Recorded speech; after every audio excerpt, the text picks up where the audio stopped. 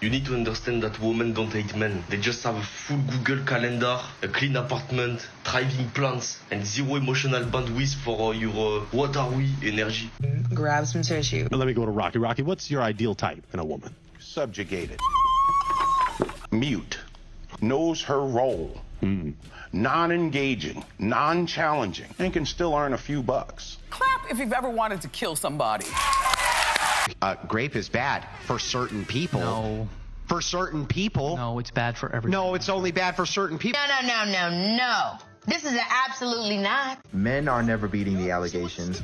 No matter what, y'all will continue to act like white people. Oh my God. Somewhere around the Agrarian Revolution, we started having the idea that women were also not people. People say, like, oh, you can't live your life in fear, but unfortunately, as women, we do. Why are you running? Why are you? I don't know if you guys know this. There's like a male loneliness epidemic. There is no male loneliness epidemic. It is a loser epidemic. The boy who is not embraced by the village will burn it down to feel its warmth. Someone left that African proverb in the comments under my video on red pill culture, and I haven't been able to forget it since. Because lately, it doesn't just feel metaphorical. It feels like the village is actually on fire. From incel forums to red pill streamers, from online harassment to mass shootings, from femicide to the allegations against DDG, Diddy, and a long line of powerful men exposed as abusers. What we're witnessing is a cultural shift. And just look at the news. An entire generation of men is rallying around abusers. Misogyny no longer hides in the shadows. It's being live streamed, monetized. Okay, what's your ideal type in a woman? Subjugated. Mute.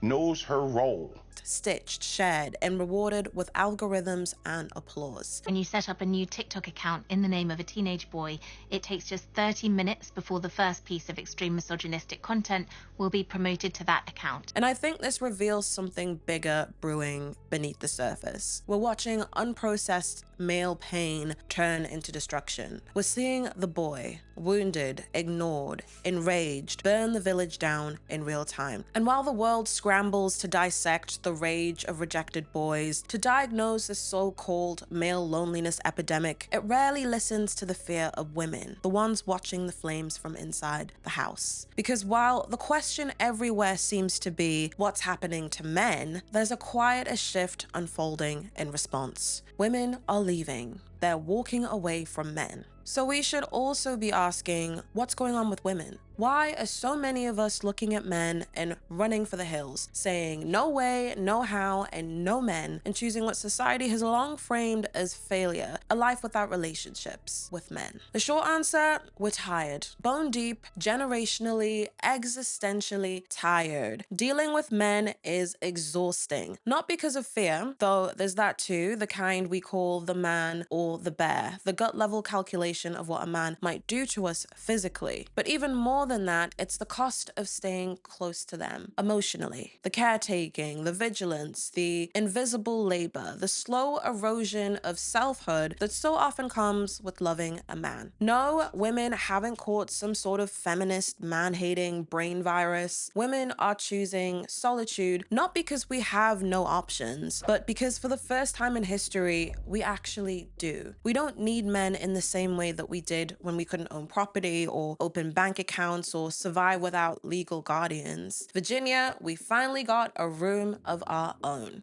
And now that we've built our own rooms and filled them with safety and purpose and community, the entry fee is essentially higher. Because as male disconnection turns into hostility, many are no longer willing to trade peace for proximity. Because if a man isn't bringing you peace and his presence and reciprocity, he's disrupting something that women have fought really hard to build. And a lot of women aren't really prepared to make that sacrifice. What we're seeing here is much, much more than just a dating trend. It's a tectonic change, a cultural shift exposing just how differently men and women are now experiencing love, intimacy, and identity itself. Men and women are now living in two very different emotional economies. Men are aching for intimacy. but often lack the emotional literacy, support systems, or relational tools to build or sustain it. Women, on the other hand, have realized something much harder to unlearn. The traditional relationships, the one society told us were the goal, simply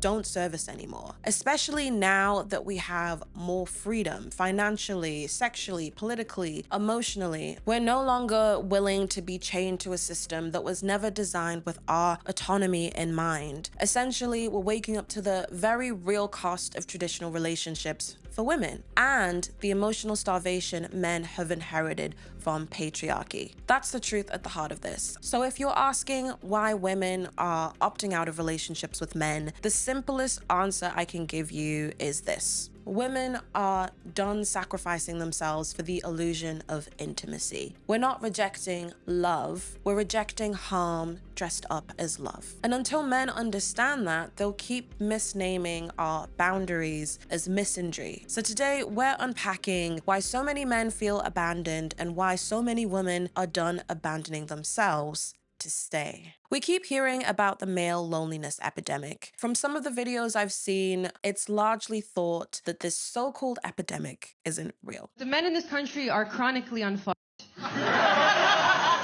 They are medically without kisses. And it's terrifying, you know, because it's the first epidemic that spreads through no contact. But I'm here to say that yes, I think that it is real. Young men today are lonelier than ever before. They report fewer close relationships, higher rates of depression, and a growing disconnection from community and intimacy and purpose. And according to recent data from Harvard Pew Research and the American Perspective Survey, the number of single men in the US has more than doubled since 2005. In the UK, 1 in 5 men under 30 say they have no close friends. None. So yes, male loneliness is real and it does matter. But what's just as important and rarely discussed is how differently men and women experience loneliness. Because loneliness may not be gendered in cause, but it's absolutely gendered in expression. Loneliness is a crisis, but it's also a consequence. A consequence of socialization, a consequence of unaddressed emotional illiteracy, inherited systems that taught men to externalize pain and taught women to internalize it. We've all seen what happens when men lose access to intimacy. It's not just grief, it is rage. Sexless young men, typically throughout history, throughout time, have been the group to worry about. So strongly associated with violence that we call it the young male syndrome in our field, that this has always been a huge problem. Now, throughout history, you had kind of cultural or social institutions to deal with your population of incels. The monastery would be one, for sure, give a high status position to kind of channel these extra guys into. You'd create Vikings out of them. The Vikings were likely incels. Portuguese explorers, there's strong evidence that they were incels, basically, sent on purpose missions to kind of basically get away from causing trouble for everyone else. While many men spiral into anger, resentment, women facing similar disconnection are often doing something else entirely. They are turning inward. They're thriving. They're going to therapy. They're doing strength training. They're reading bell hooks, launching businesses. They're choosing themselves. They're healing. Over the past few decades, women have made massive gains in education, in employment, in autonomy. Globally, girls are now outpacing boys in academic achievement, according to the OECD. Women are contributing more to household income, stepping into leadership positions, and claiming agency both in public and private life. But with that progress came a backlash. A narrative began to take shape that the empowerment of women is somehow responsible for the decline of men. Men now account for 41% of college enrollments, down from 60% in 1970. Men are twice as likely to overdose, 3.5 times more likely to commit suicide, and more than 9 times more likely to be incarcerated. That 9 out of 10 mass violent attackers were male, and more than 2/3 of them were under the age of 35. We're told that men are lonelier, that they're angrier, that they're falling behind, that marriage is down, that birth rates are down, and that feminism, not patriarchy is to blame. And it's a seductive argument. It turns women's gains into men's losses and puts the onus on women to bring male up with them, as if progress for one group must come at the expense of another. But that framing is both analytically flawed and politically regressive. Empowerment is not a zero-sum game, and the so-called male loneliness epidemic, it didn't begin when women got free. It began when men lost unearned access to women. And I haven't seen a lot of people talk about that divergence, because for me, loneliness is not inherently masculine. It's not a male problem, but the male responses to loneliness often are. So here's where the gender gap really shows. When women feel lonely, we reach out, we cry in the bath, we send each other voice notes and playlists, we journal, we connect, and increasingly, we're learning how to do that without needing a man. But when men feel lonely, they're taught to repress it, or worse, to project it, to turn their longing into entitlement, their vulnerability into domination. And too often, the target becomes women. But here's the part that really gets me. Women didn't create the male loneliness epidemic, but somehow we are the ones who are being blamed for it. Feminism and the left in the present day do absolutely nothing to support men. They do the opposite. They demonize,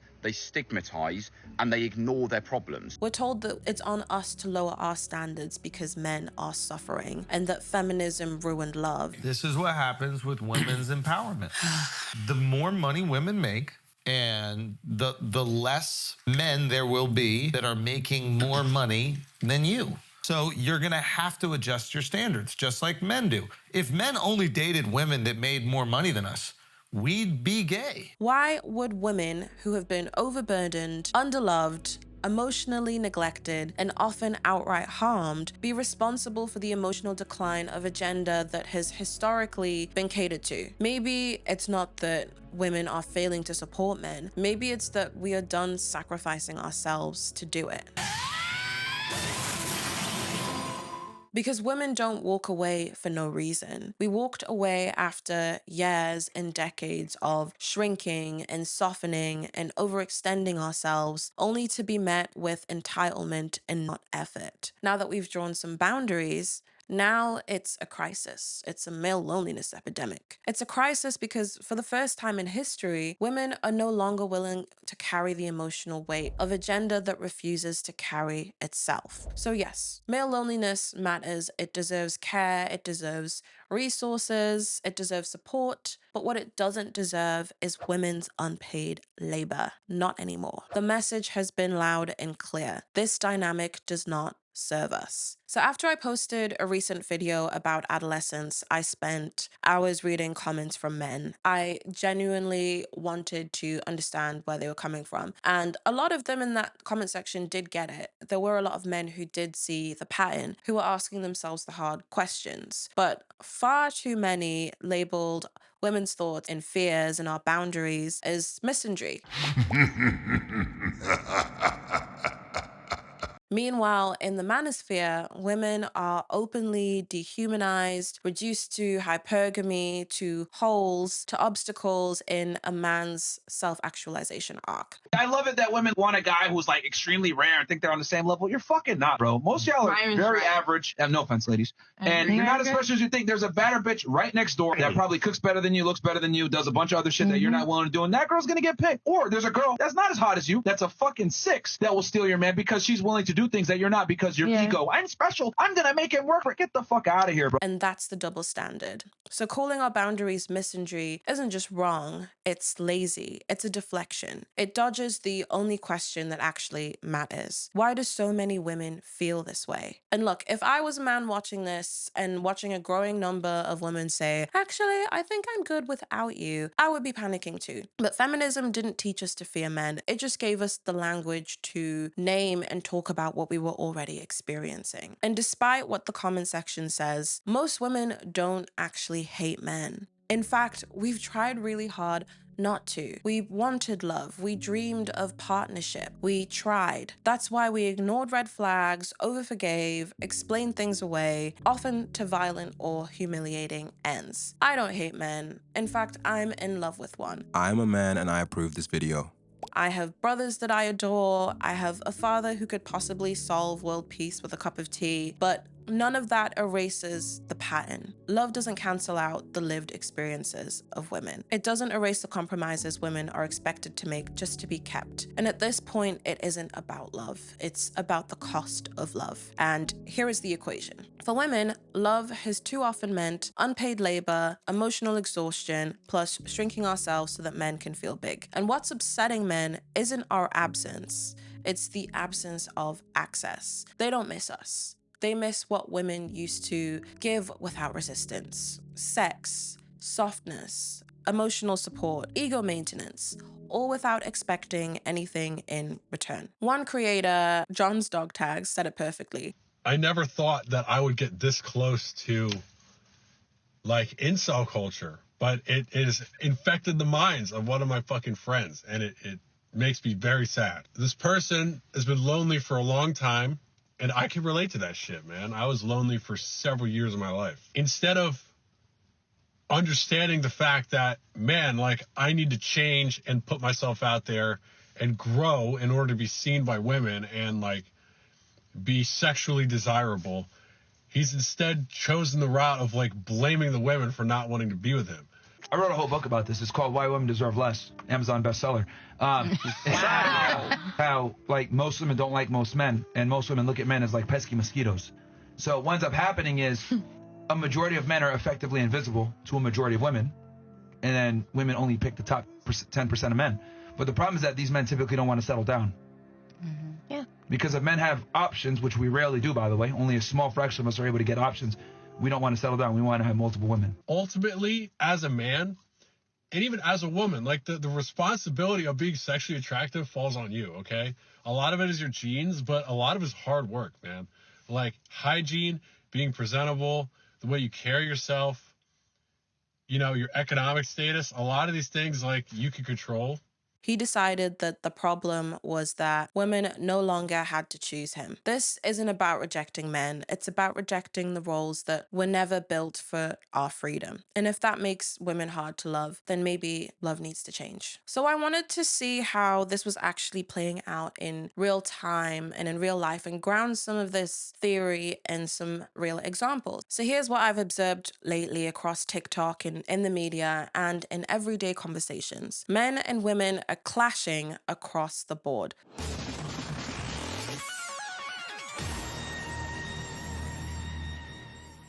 But first, let's get political with one of the most horrifying videos I have ever seen on the internet. Hey, bitch, we control your bodies. Guess what? Guys win again. Men win again. And yes, we control your bodies. I'm your Republican congressman. It's your body, my choice. Men, women again.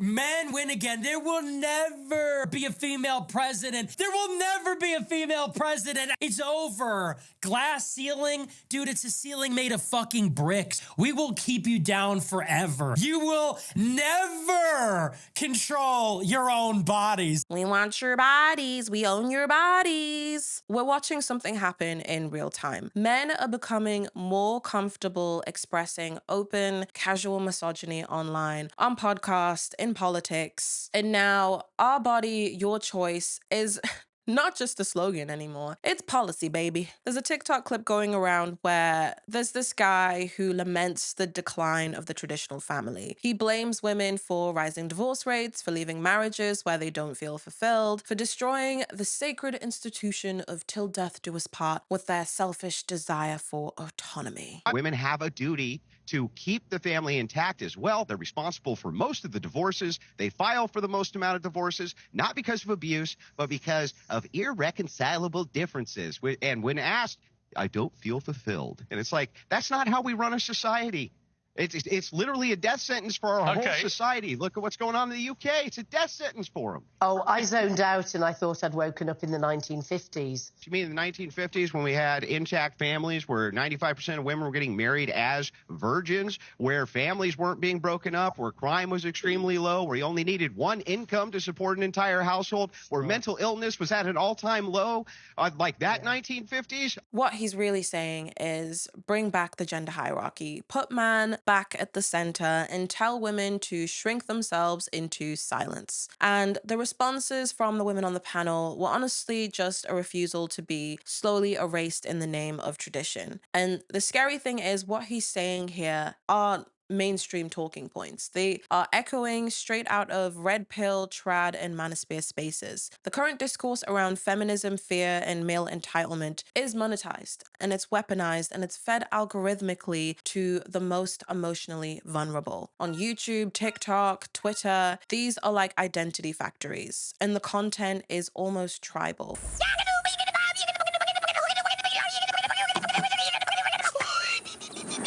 Male insecurity, about rejection and adequacy, loneliness, it all gets rebranded as righteous anger. Not something to process, but something to punish. And who's often the target? Women. And I've seen this stuff in my own comment sections. The manosphere isn't radicalizing men, it's just men expressing their pain. When will women take accountability? As if asking for equality means inheriting the blame for centuries of male fragility. And that's by design. In this Trump-flavored, algorithm-driven era, gender discourse, it's political. The manosphere is a gateway into authoritarian thinking, not because it starts with policy, but because it trains young men to see empathy as weakness and domination as destiny. You cannot be with a woman that is stronger than you in any sense of the way. That's why women like guys typically that are taller than them, at least their height.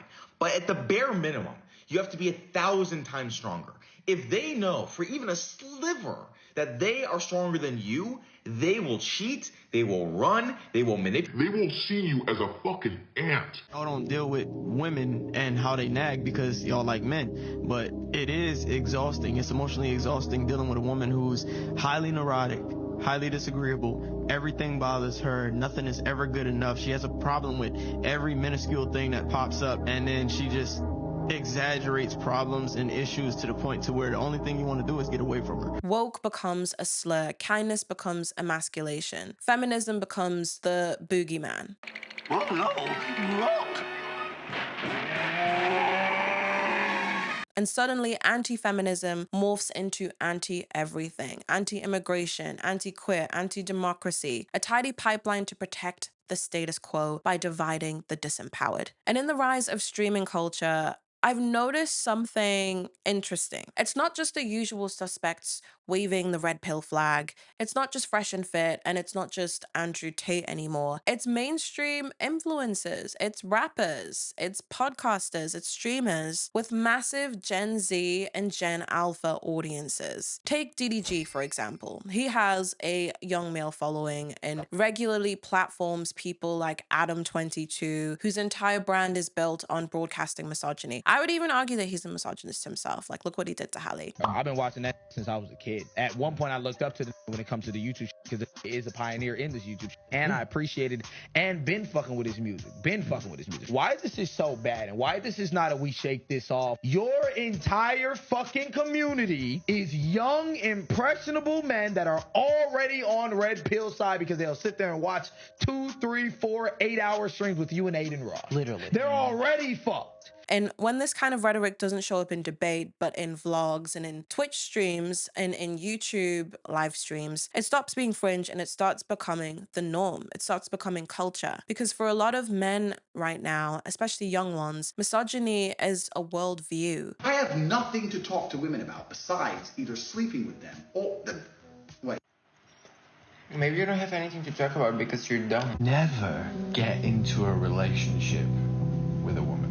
Never expect loyalty from a woman. Never expect commitment from these modern women. You have to understand that we've now unlocked them from the commitment of marriage and long-term relationships. And because women are insatiable in their feelings and their feelings are true for them in that moment, they're going to be extremely volatile when it comes to commitment. And then there's just women's autonomy in relationships, in law, in life, and death. Adriana Smith is the clearest example. a brain-dead nurse and a mother kept on life support against her family's will. A Metro Atlanta mother lies brain dead in a hospital room, being kept alive only because she's pregnant. Not for hope, but for control. Under Georgia law, her body belongs to the state. Because of Georgia's heartbeat bill, which bans abortions after a fetal heartbeat is detected, her family says they weren't given any say in what happens next. This story is literally straight out of The Handmaid's Tale, as in it's almost scene for scene, except it's no longer a dystopian warning, it's the actual news. But if you don't know the bias behind the source, you might actually believe that brain death is fake and Adriana Smith's case is some sort of miracle. This is how extreme reproductive policies become normalized. Unless we can see through the weaponized ideology and find factual sources who will call it what it is, a violation of bodily autonomy, re-traumatizing grieving families. And if you think this could never happen where you live, just wait. The beliefs behind these policies don't just stop at borders. That's why I think ground news is one of the most powerful yet practical tools we have to sort spin from facts before it shapes our opinion and our future policy. My partners built the only app and website pulling in perspectives from across the spectrum on most polarizing issues. They even break down each reporting source's bias and credibility so you can understand narratives aren't just being reported, they're crafted. Just look at their blind spot feed. Notice how many unbiased outlets actually lean left or right, and the issues they would rather not report on. When the truth is distorted or suppressed to fit an agenda, we need to ask who benefits from that version. That's why I got my viewers 40% of the same Vantage plan I've been using. That's $5 a month for unlimited access to a much better version of your current newsfeed. Just go to ground.news/Deja, scan my QR code, or click on the link in the description. Ground News is completely independent and not trying to tell you what to think. The point is to think for yourself. This TikTok by @professionalsassatron, bonus points for the username, who noticed something in her life and in so many other women's lives. A lot of men don't want a partner. They want a mother, a manager, a maid, someone to organize their lives, soothe their egos, and do the emotional heavy lifting with sex and snacks on the side. Men partner because they want free labor, and women partner because we've been taught that we want romance and to seek romance at all costs necessary. Women are not allowed to be themselves when they are in partnership with men because men are so demanding for our time, our energies, our bodies, our space. And women have been conditioned to seek partnership with men in a romantic setting because they think that that is some level of success because of what we have been spoon-fed. Movies, books, TV shows, news, all of that is to get women to give their time and labor to men for free. Meanwhile, women are raised to believe that love is the goal, the end game. We're handed fairy tales, rom-coms, self-help books, and 1,000 versions of how to be desirable, only to find ourselves in relationships that feel less like intimacy and more like a to-do list. And when women start to notice this imbalance, the blame doesn't fall on men, it falls on feminism. Then there's the curated, sepia-toned version of all of this, the trad wife aesthetic. It's never been harder than now to be a trad wife. The whole world has rallied against us,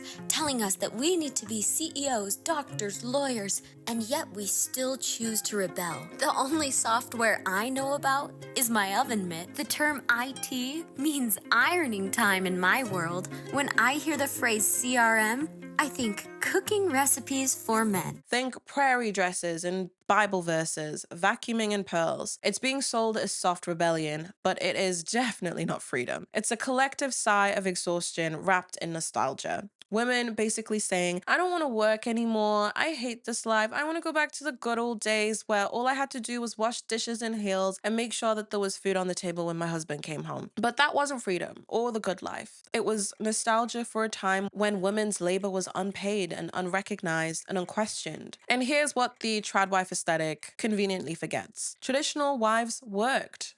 Housekeeping still remains the most important business of the world. It engages the hearts and minds of more people and calls for higher qualities than any other occupation. Each woman faces it single-handed. She must know how to cook, know food. She must know how to set her table attractively. She must know how to make her home comfortable and inviting. She must know the worth of labor-saving devices and how best to conserve her time and energy. She must know clothes. how to buy, and how to make them. She must face death.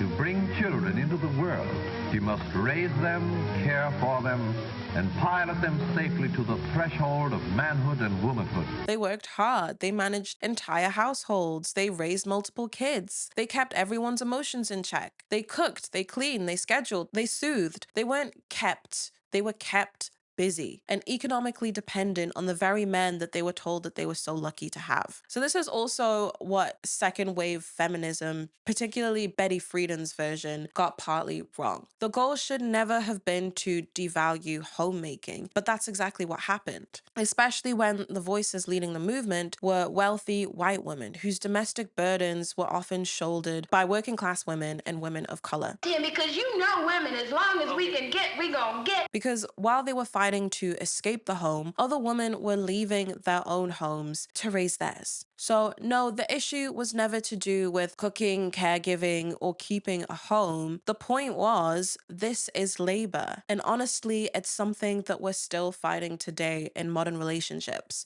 If your woman doesn't cook or clean, gotta let her go. A woman that is feminine and a natural caretaker has the natural desire in order to do these things. But on the other hand, we have all of these Cardi B's saying, we don't cook, we don't clean. But that is why you need to be very selective with the women that you choose. So whether you're raising children or running a team, folding laundry or managing a corporate budget or doing it all, it's all work, and all of it deserves respect and recognition. But today, we punish women for every choice. If you stay home, you're lazy. If you work hard, you're masculine. If you want kids, you're basic. If you don't want kids, you're selfish. If you speak up, you're aggressive. If you stay quiet, you're complicit. Every path is policed and every decision is dissected. And usually, you end up having to leave your 9-to-5 job anyway to start your second job looking after the household when you get home anyway, because your husband don't know how to do it or because you're just so good at it. So no wonder why the thought of just saying no to it all is very attractive for women. So let's talk about the invisible weight that women carry that defines the entire relationship dynamic. Sociologist Arlie Hochschild in 1983 called it emotional labor, the unpaid work of managing feelings, moods, and the inner atmosphere of a relationship. Women don't just track their own emotions, they track their husband's emotions too, and the kids, and their parents, and the dinner plan, and the dentist appointment, and the birthday gift, and the social cues that keep everything from falling apart. And this is called the mental load. And when women try to redistribute it, men often respond with what is now known as weaponized incompetence. Weaponized incompetence is when you purposefully perform a task really poorly so that, now this is coming from the husband, so that your wife doesn't ever ask you to do it again, like folding laundry or grocery shopping or taking care of the kids or what have you. You should have asked. I didn't know he needed a snack. I don't know how to book a doctor's appointment. And suddenly love starts to feel a lot more like project management, and you're the only one who's clocking in. Before I say anything else, hey Drake, guess what's the bonus about it? You're gonna have 6 months of the Xbox Live on top of that 6 months of Game Pass, meaning you can play over 100 games, play online with everybody else. That's never done this for me. I don't know, but it's because your mama and Jess and all of us love you. Love you, kiddo. Oh, you put that on top of it. It's like it's true. And then let's talk about how single women were demonized. For centuries, single women have been pathologized. The spinster was cast as cold, unchosen, and unfulfilled. We're all afraid of becoming the crazy cat lady. Meanwhile, the bachelor is sophisticated and desirable. And this contrast is really telling. A single man is independent, and a single woman must have failed somewhere to end up single.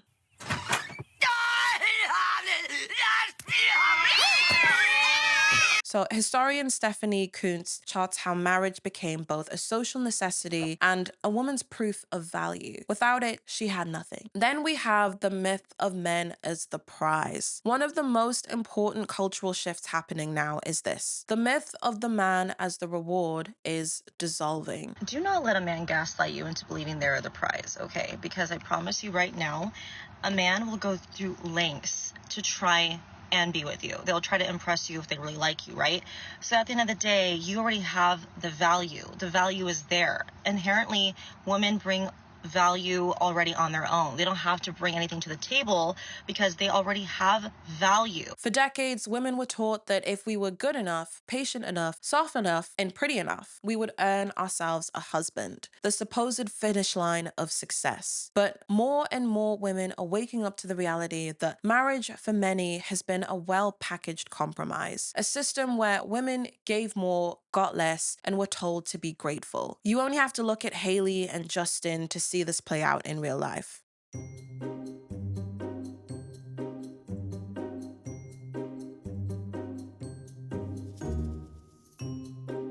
You going on the side. Go ahead, don't fall, don't fall. Oh my God. If you weren't so hot, I would have got rid of you a long time ago.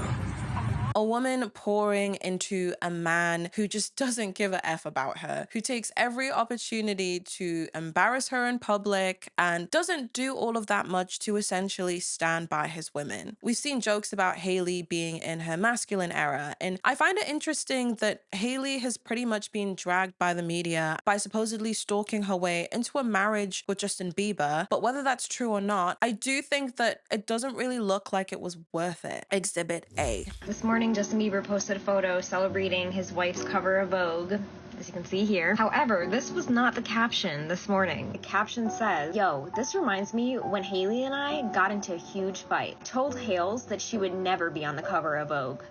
Yikes, I know, so mean. For some reason I felt disrespected. I thought, I gotta get even. I think as we mature, we realize we're not helping anything by getting even. We're honestly just prolonging what we really want, which is intimacy and connection. Well, baby, you already know, but forgive me for saying you wouldn't get the cover of Vogue, because clearly I was sadly mistaken. Yeah, at this point, I feel bad for Haley, honestly. He hates her. Obviously, everyone reacted to this, calling it out for the trash that it was. And this demonstrates exactly what I've been saying, honestly. You spend all your life trying to get the guy, and then when you do, you realize that he ain't all that, and he doesn't even like you anyway. And this leads me to another topic, the jealous boyfriend and the shrinking women. You may have seen some discourse about men secretly being jealous of women, especially their partners. He wants to be you, so he siphons your energy, he resents your wins, he subtly competes with you, he tries to sabotage you. And suddenly the guy that you thought was your partner is treating your ambition like a threat and your confidence like a personal insult. He doesn't want to date the confident, hot, self-assured version of you. He wants to hollow her out and wear her like a hoodie. The phrase, "your boyfriend hates you," started off as this kind of meme, but now it feels more like a diagnostic tool. And once you start seeing that pattern, it's really hard to unsee it, because jealousy, it is a warning sign. Let's talk about DDG. From the moment he got with Halle Bailey, the internet saw it. Valentine's Day is approaching, and I was curious to know, what was your first date with DDG like? I need to hear the first date story. The first date story between you two. How did it go? Oh, we went to this Ethiopian restaurant, and then I thought that was the end of the date. And then she was like, "I'm finna go see a movie." I was like, "Well, who?" She was like, "By myself." And then I invited myself, and now we here with a baby. Was jealous. That man was dangerous. That man was gonna dim her light, and he did. I feel like being in a relationship slows you down. No, I do, for sure. She cheated on me. What? On a break. How long was the break? Nah, that's cheating. Like a month, 2 months. That's cheating. I'm not gonna. But it was just the dude it was with that fucked me up. Yeah, that hurt you more. I never got over it. We got back together, and then I just started cheating on her. Because I couldn't get over it. I couldn't get over it. I'm like, I listened to this nigga music. Halle was that girl. She was, Disney's Little Mermaid. And DDG, instead of supporting her shine, dragged her into headlines again and again at the peak of her career. And it got worse. There's a clip of him arguing with an AI version of Halle, and even that version of her couldn't escape his hostility. Give me my fucking son back. What? Why are you acting?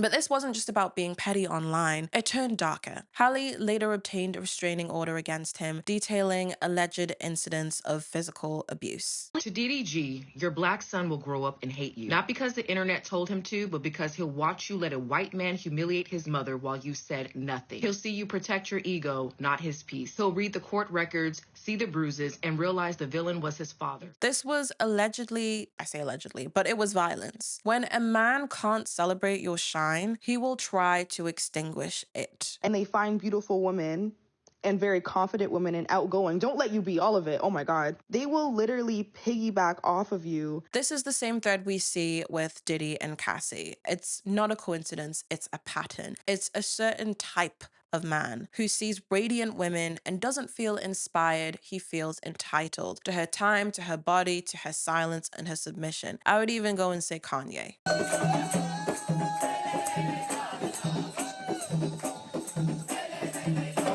This is what male entitlement does. It teaches men to view women not as people, but as assets and as prizes and as conquests. And when they lose access, they lash out. One TikTok broke it down. Men do not care if you are R-worded. They don't care if you're abused. They don't care if you're harassed. They don't care if you're stalked. They don't care if you're unalived. It is so evident that these men do not care about the well-being when it comes to the responses and the reactions that these men are having with all of this Diddy and Cassie trial evidence unfolding. Men don't feel an ounce of remorse for Cassie because they're jealous of the fact that they don't have enough money and enough power and enough influence to do the same shit that Diddy did to her. And once they hear about a woman going through what she went through, they look at her as damaged. They look at her as tainted. No one's going to want you. Yes, because that's how they play the game. They literally get you, they taint you, discard you, and pray and hope that no one else will want you after that. Their whole full intent is to do so much damage to you emotionally, mentally, physically, financially. Their whole goal is to do so much damage to you that no one else will want you. That is the full completion level of conquering to them. These men want to break you just enough so that you feel unlovable and alone. And when you're not, and when you go on to build a joyful, loving life anyway, that is what really burns them. And this is where that jealousy becomes pathology. When men who are insecure in their masculinity project that insecurity outward as humiliation, as control, as abuse. And it's worrying because the pipeline starts really early. DDG's entire audience are young, impressionable boys marinating in red pill content. DDG aligned himself with streamers who profit off of misogyny. Aiden Ross mocked Halle Bailey on live stream. Deshae Frost threw shade, implied she was lying. I think Hallie's part of the Illuminati, bro. I'm DDG squad, bro. And continuously berated her. Not one of them had the emotional intelligence to say, this is serious. Not one of them respected her enough to stay silent. Instead, they turned a black woman's abuse into content. And DDG sat there silent. Because in this space, disrespecting black women is normalized. It's monetized. And when the victim is a black woman who's more famous or more powerful, that's when they get loud. 4-hour streams in alpha culture. These are men's role models these days. This is what they spend their time online doing. Crying or something. I don't go off pictures. I know how it's fake. I'm gonna warn you this because I see you defended her here. The next step is for her to say you were abusive. They all have a game plan and a script. I'm not gonna let my dislike of DDG cloud my judgment that she's probably lying. And what he models, his pettiness, his possessiveness, his manipulation, his abuse, is what these boys and men observe. What the fuck? Why didn't y'all say nothing? It's my ball, bro. It ain't what it was for me. I didn't want to hear that shit. Bro, I know you just bullshit. It's my ball, dude. You know that's my ball. That's my ball, bro. I never called her baby before. Oh, you supposed to say, baby, ain't you my ball? Hey, man, ain't you my ball? I feel like you shouldn't get in a relationship until you feel like a nigga can't DM your girl and take your girl. And then I just started cheating on her. Isn't it crazy how DDG became popular because he beat on a black woman? Like, the one thing for many years that the internet could agree on was the fact that this guy was corny. And then all of a sudden, he beats on Halle, allegedly. And then it's like he has so many more streams, so many more this. and he's still a cornball. But what's cornier is the fact that people are coming out of the woodworks, not just men, but women too, to defend this guy. And not only is he a loser that beats on women, allegedly, but he's a cornball. When male jealousy is rooted in control, masters love, and backed by systems that protect it, we don't just get broken relationships, we get stories like Cassie's. Cassie Ventura is now on the stand in the Sean Diddy Combs sex trafficking trial. The singer is expected to address the 2016 video of Combs attacking her in a hotel when she was his girlfriend. Combs has pleaded not guilty. His attorneys argue the video is evidence of jealousy, not sex trafficking. Because some men don't want to love you, they want to own you. And when they can't do that, they will try to break you so that nobody else will. It would be so easy to stand out as a guy right now. Just be normal, be kind. That's it. The bar is underground. And they're not wrong. You don't need to be a poet, warrior, philosopher with a 6-figure skincare routine. Where have all the warriors gone? Where have all the philosophers gone? I'm a risk taker, I'm a confronter. I'm also quite strong. My only fear in this world is sharks. I don't fear anything else. You said, I tried. Oh my I God. tried my ass off. Oh, my you literal tried, ass. Maybe just speak to women like human beings, you know? But instead of rising to that bare minimum standard, a lot of men go straight to rage. Recent headlines have captured an alarming trend in London. Women are literally being deliberately body slammed into by men on the street. What is Butsukari Otoko, and is it taking off in the UK? Butsukari Otoko is a Japanese phrase which translates in English as bumping man. The phenomenon, originating from Japan, involves men deliberately ramming or shoulder barging people in crowded spaces. The majority of the victims targeted appear to be women. After being rammed to the ground by a man on a busy London canal, Isla Mellick posted about her experience on TikTok. This guy ran at me at full force and body slammed me to the ground. Many women from across the UK commented on her posts, saying that they had experienced these deliberate assaults too.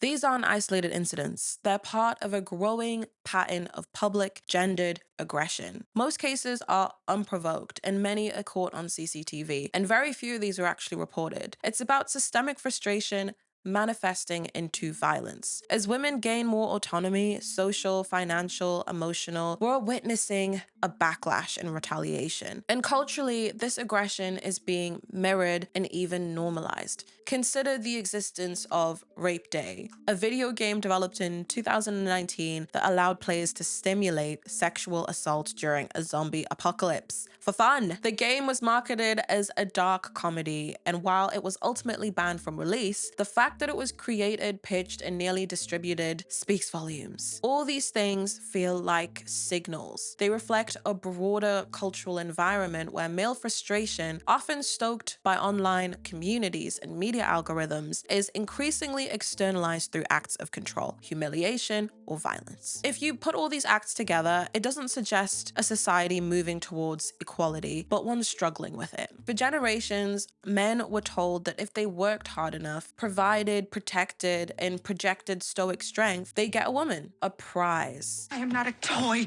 you can play with when you're bored or lonely or horny. I am not the girl the guy gets at the end of the movie. I am not a fantasy. If you want me, earn me. And not every man is dangerous, but many men are emotionally starving because they were never taught the skills that healthy modern relationships actually require. Emotional regulation, active listening, self-awareness, accountability, reciprocity, and the gap between what they were promised and what is now required creates not just loneliness, but resentment. And it's not that women are demanding too much from them. I found this TikTok video called Capitalism and its Impact on Modern Romance. Hotline Chris delves into how capitalist structures influence contemporary romantic relationships. Oh, social media killed romance. Oh, heightened standards killed romance. No, capitalism killed romance. From the inception of the nuclear family, men were told that their worth is what they possessed. They were told they had to be protectors and supporters. They had to pay for the wife, the kids, the house, everything, including themselves. And this was not a very high bar because women were not allowed to work and could not support themselves. Eventually, women were allowed to work. However, men's idea of what they should be as a man did not change. This caused them to raise the bar for themselves. Now they have to support themselves and support their wife more than their wife can support herself. Because they have been told from the moment they were conscious that if they cannot materially support their significant other, that significant other has no reason to keep them around. This made things more difficult. It did not become unattainable until very recently. The worth of the United States dollar today is worse than it was in the Great Depression. Thus, it is fiscally impossible for an average man who is the marrying age that they had back then, since standards did not change, to actually support somebody else. They can barely support themselves. However, capitalism has also taught us another thing. Our bodies are a form of material. Now, what happens when a man believes he should always have something to bring to the table, however, he doesn't have anything to bring to the table other than his body? He brings his body to the table. This is where situationships and hookup culture come from. It's people trying to prove their worth materially in the only way they are able to, not just to a possible partner, but also to themselves. The lack of material possession gives men a massive inferiority complex, and they have to prove that wrong by proving themselves valuable through other means. And I can only really speak on men's experiences because I am a man, but I think there's strong evidence that women had a parallel but similar trajectory that ended up meeting with men at the point of hookup culture and situationships and where we are today. For women, from the inception of the nuclear family, they were told that their only job is to have sex, bear children, and do stuff around the house. And they were told that they should have to rely on their husband, that they should not have any sort of fiscal autonomy. But they realized this was a bullshit tactic of control and eventually rebelled against it. And they got their fiscal autonomy. This sparked a sort of age of rebellion for women, where they would do a lot of things that are seen as unladylike simply to say that they can do it. They can do whatever a man can do. However, not all of these were positive things. For example, during the women's rights movement, a lot of women would smoke cigarettes to say that they could do the same thing as a man. And I respect the message of it, and they did not know any better. They did not know how bad cigarettes were for you at the time, but it just kind of goes to show that you can sometimes do things that are bad for yourself as an act of rebellion if you don't know that it's actually bad for you. And I don't think the age of rebellion has died down whatsoever. I think it's changed faces. Like I said, men's standards of what they believe they should be have not changed over time whatsoever, so they still believe that they should be in control. So a lot of men still try to get control of women in whatever way they can, and women would always push back against that specific form of control. And I don't think the age of rebellion has died down whatsoever. I think it's changed faces. Like I said, men's standards of what they believe they should be have not changed over time whatsoever, so they still believe that they should be in control. So a lot of men still try to get control of women in whatever way they can, and women would always push back against that specific form of control. And so the most recent and most consistent form of rebellion from women is expressing their own sexual autonomy. Unfortunately, men are also doing the same thing for a vastly different reason. However, the 2 points meet at the place of expressing sexual autonomy through hookups and situationships, which is the worst possible fucking place they could have met. Literally ask anybody who's ever been in a situationship or anybody who's really delved deep into hookup culture. That shit changes you, and it takes a lot of time to unlearn. It hurts people, and hurt people hurt people. So what we're seeing now is two groups of people who have been pushed together in the worst possible way by capitalist control tactics. These people then do what they believe is expressing their own autonomy or doing what they're supposed to do, which then hurts people around them, and that convinces those people who were hurt to start hurting other people around them, and we see a sick, disgusting fucking domino effect ripple across the country. The video examines the ways in which economic systems shape our perceptions of love, dating, and personal worth, often leading to a transactional rather than emotional connection with each other. Okay, while we're speaking about men, let's be generous for a moment, and let's talk about what is underneath it all. Men want connection. They are dying for it. That's why they're burning down the village in the first place, right? Because they want connection. But a lot of men don't even know what that looks like. Most boys are never taught how to hold those feelings, let alone share them. Instead, they're taught to crush them down, to call them weak, to build over them with control, performance, and silence. It just festers. And we're starting to see a lot of this reflected in cinema, now in shows like Adolescence and Secrets We Keep, all showing young boys who resort to violence when they don't have great relationships with their parents in the opposite sex and are exposed to crazy content online. And this emotional starvation points to a bigger wound. It's inherited. Cast the male loneliness epidemic aside for a moment, and what we should be talking about is the fatherlessness epidemic. Because a lot of men, a lot of fathers are present in structure, absent in spirit. It's neglect that leads to emotional malnourishment. Boys learn that the only acceptable emotions are anger, ambition, apathy, and desire. And anything softer, fear, tenderness, vulnerability, gets ridiculed, burned, or punished. So when they grow up and crave intimacy, they don't even know how to ask for it, so they expect it. And when they don't receive it, they resent it. And when that anger is nurtured by internet echo chambers, it becomes ideology. It's disrespect that will drive a man to the most heinous of crimes. It's disrespect that starts the school shooter bullshit.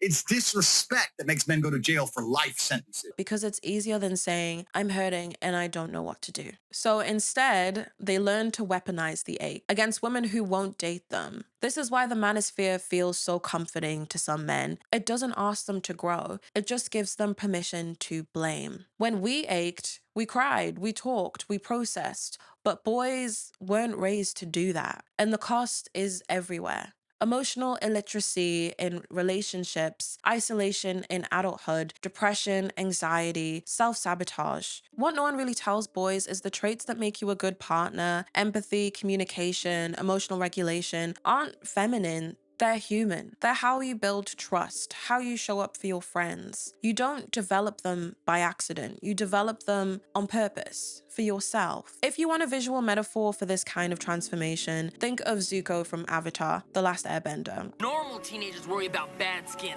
I don't have that luxury.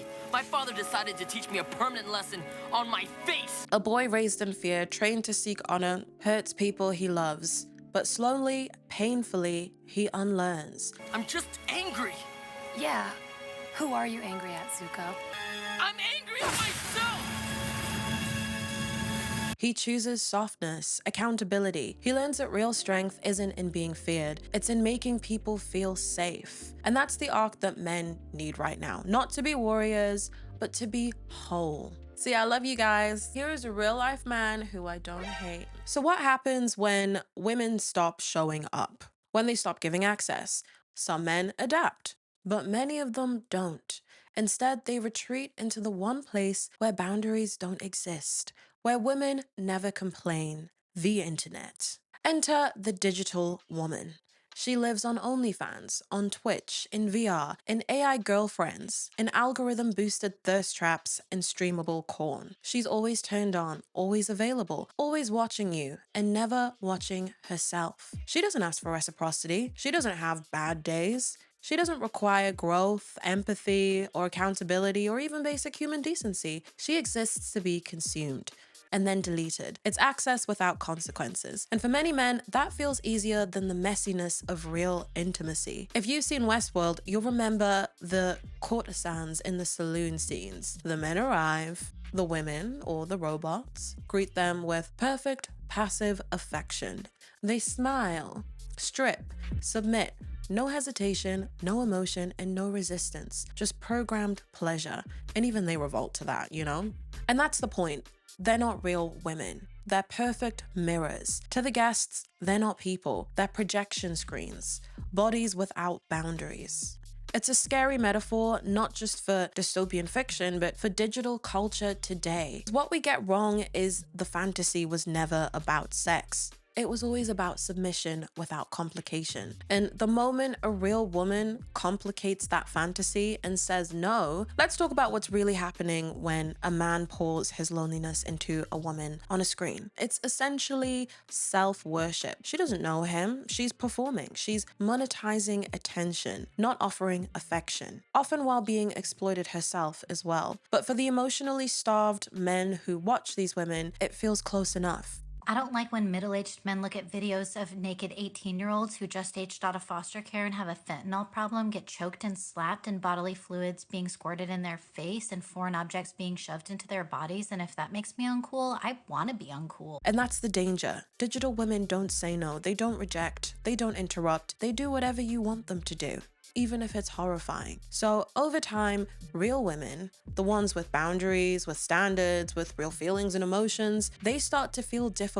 And when you think about how many men and boys grow up on this stuff, it's no wonder we're starting to see the effects of that happening in society. The deeper this disconnection from real intimacy grows, the more men depend on fantasy for relief, the more dangerous the backlash becomes. This is how we get rape simulation video games like Rape Day, mass shooters citing sex addiction as the motive, and online forums praising incels as victims of feminism. TikTok feeds full of how to make her submit tutorials and this kind of pickup artist culture. The line between desire and domination is dissolving. So what are women doing in response? We are backing it up. We're saying that if you're going to reduce me to content and a sex doll, I'm gonna get paid for it. If you can't see me as a human, then I'm gonna stop showing up. In a culture that no longer honors female complexity, withdrawal is a survival strategy because the only women patriarchy finds palatable are the ones who bleed quietly and love unconditionally, even when they are not loved back. So it is conclusion time. We have covered a lot today, and I think it's high time for a reflective conclusion. So let me just answer the question one last time. Why are women walking away from men? Because we've spent generations being told that love means sacrifice, that peace is earned through endurance, that if we just softened enough and shrank enough and stayed long enough, things would get better.